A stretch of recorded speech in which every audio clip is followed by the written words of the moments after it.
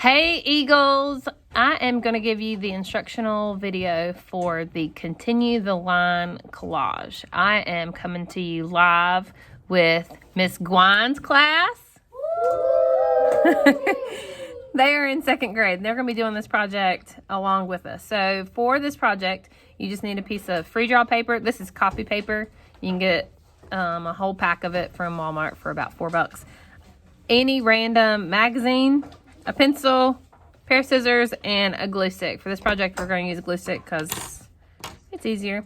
So while I have I really like this image. While I have my magazine, I'm going to look for a big image while I'm looking through here. Now I want this to be big.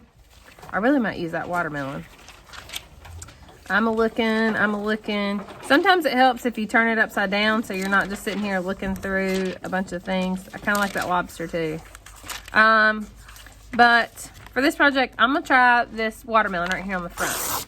So I'm going to tear it out, but I don't want any of this extra background because I'm going to make my own background. So I'm going to take my scissors and I'm going to cut out my image.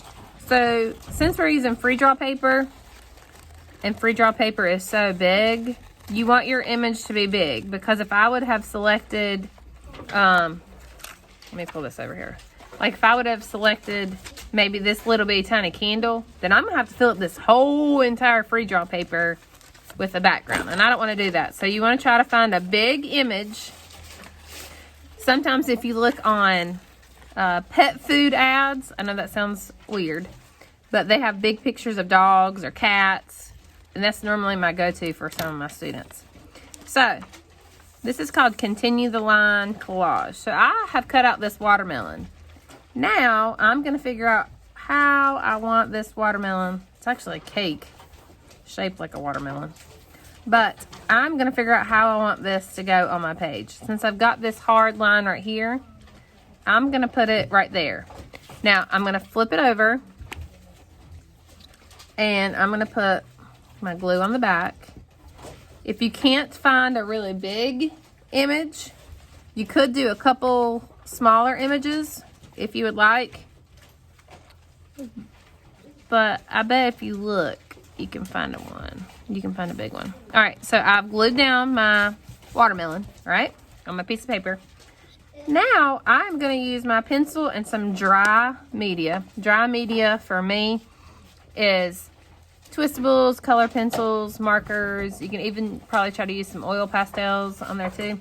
So I've got my watermelon on here. Now I'm going to use my pencil and I'm going to recreate and I'm going to make a totally different background.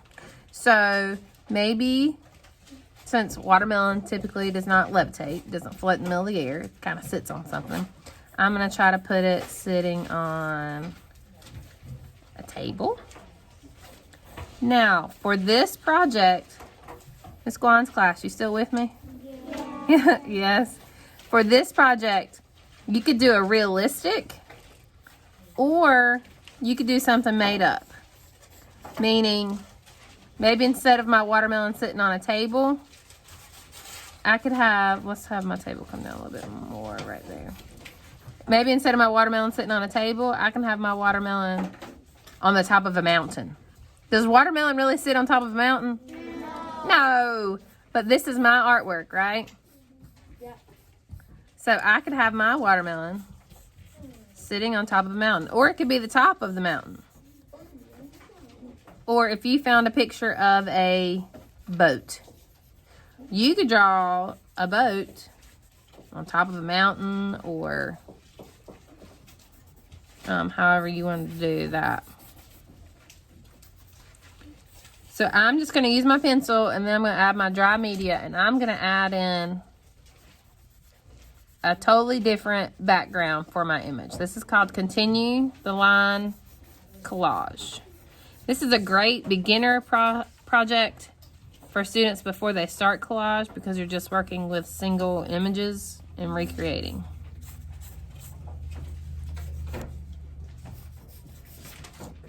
All right, so I've got mine sitting on a table. Maybe I want to have a window in the background. All right, this is where we're gonna practice that element of space.